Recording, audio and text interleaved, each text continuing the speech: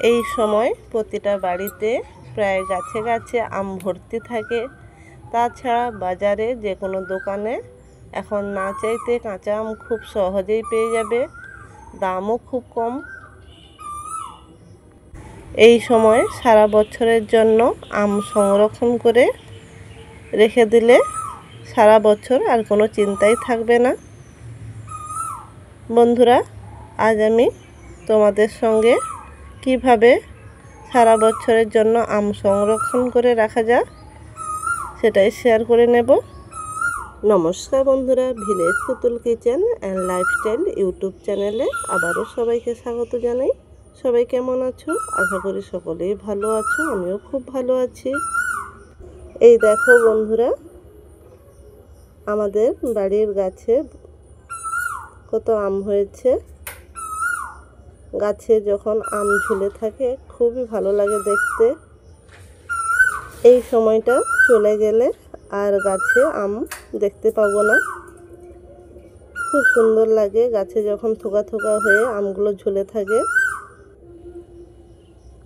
সঙ্গে থেকে পুরো আমের মোরব্বা রেসিপি দেখার অনুরোধ থাকলো। আমি যে আমগুলো দিয়ে আচার বানাবো ওগুলো কিন্তু আমি গাছ থেকে পাড়িনি। খুব ঝড় হয়েছিল, ঝড়ের বাতাসে যে আমগুলো পড়ে গেছিলো ওই আমগুলো দিয়েই আমি তোমাদের সঙ্গে মোরব্বা রেসিপি শেয়ার করে নেব। কত সুন্দর লাগছে আমগুলোকে দেখতে। দেখো বন্ধুরা, আমি এখানে বেশ অনেকটা আম নিয়ে নিয়েছি, প্রায় 2 থেকে 2.5 কেজি মতন হবে আম নিয়েছি। আমগুলো এবার ভালোভাবে ছাড়িয়ে নেব। ছাড়িয়ে একটা আম 8 কুচি করে বানিয়ে নেব। ছোট বড় তোমরা যেমন ইচ্ছে করে নিতে পারো। আমগুলো কেটে হলুদ জলে বা চুন জলে ফেলে রেখে দেবে বন্ধুরা। রেখে ভালোভাবে জল থেকে ছেঁকে একদিন পারলে রোদে দিয়ে নেবে। জলটা ভালোভাবে শুকিয়ে নিতে হবে, গায়ে যে জলটা থাকবে। দেখো, আমি এখানে কেটে রোদে একদিন আমগুলো দিয়ে সুন্দরভাবে আমের গায়ের জলটা শুকিয়ে নিয়েছি।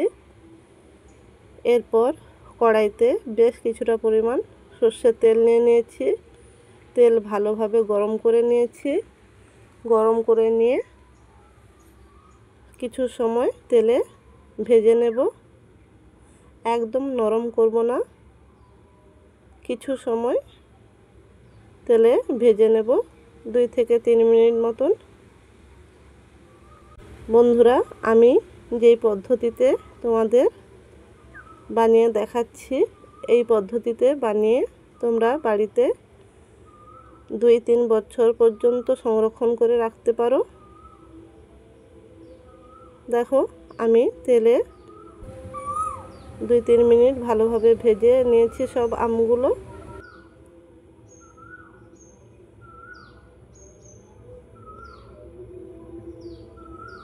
আমার সবগুলো আম ভেজে নেওয়া হয়ে গেছে।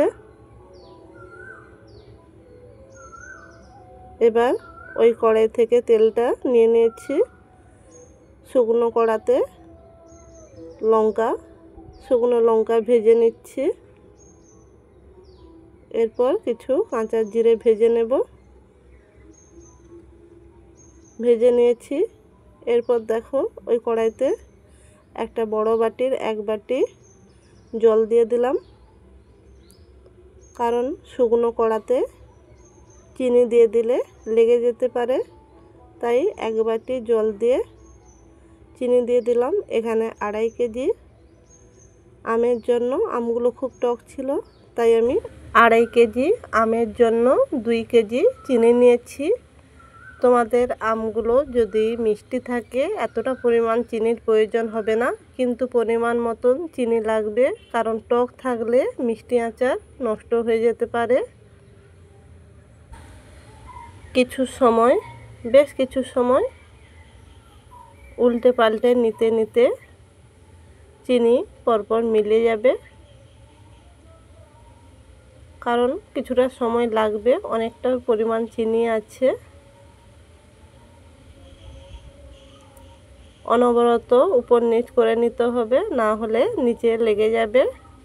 কিছু সময় উল্টে পাল্টে নিতে নিতে চিনি সুন্দরভাবে মিলে গেছে। চিনির পাকটা খুব সুন্দরভাবেই করে নিতে হবে, কারণ মিষ্টি আচারের ক্ষেত্রে এই চিনির পাকটার কাছেই সব কিছু। বেশ কিছুটা সময় নিয়ে চিনি পাক করে নিয়েছি। এবার ভেজে রাখা আমগুলো দিয়ে দিচ্ছি। চিনি সঙ্গে সবগুলো ভেজে রাখা আমগুলো দিয়ে দিচ্ছি, দিয়ে উল্টে পাল্টে চিনির রসের সঙ্গে মিশিয়ে নেব। এই সময় বন্ধুরা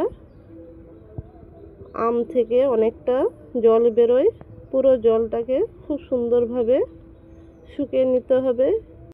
বেশ কিছু সময় ফুটিয়ে নিতে নিতে দেখো আম থেকে অনেকটা পরিমাণ জল বেরিয়েছে, চিনি শিরাটাও অনেকটাই পাতলা হয়ে গেছে। মানে বুঝতেই পেরেছো যে আম থেকে ঠিক কতটা পরিমাণ জল বেরিয়েছে। বেশ কিছুটা সময় ফুটিয়ে ফুটিয়ে জলটাকে শুকিয়ে নিতে হবে, তখন চিনি শিরাটাও খুব সুন্দরভাবে আঠালো মতন হয়ে যাবে।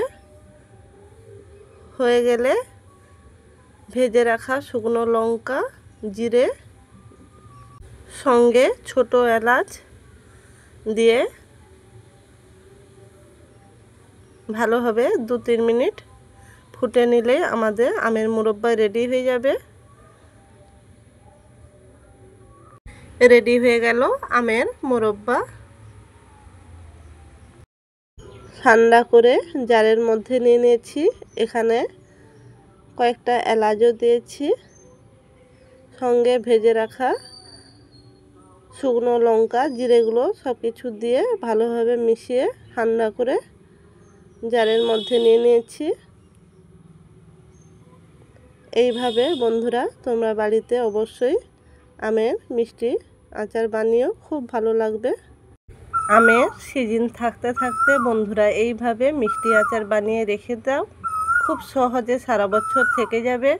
আজ এই পর্যন্ত বন্ধুরা, আবারও দেখা হবে নতুন কোনো রেসিপি নিয়ে। সবাই ভালো থেকো, সুস্থ থেকো, সবাইকে টাটা, বাই।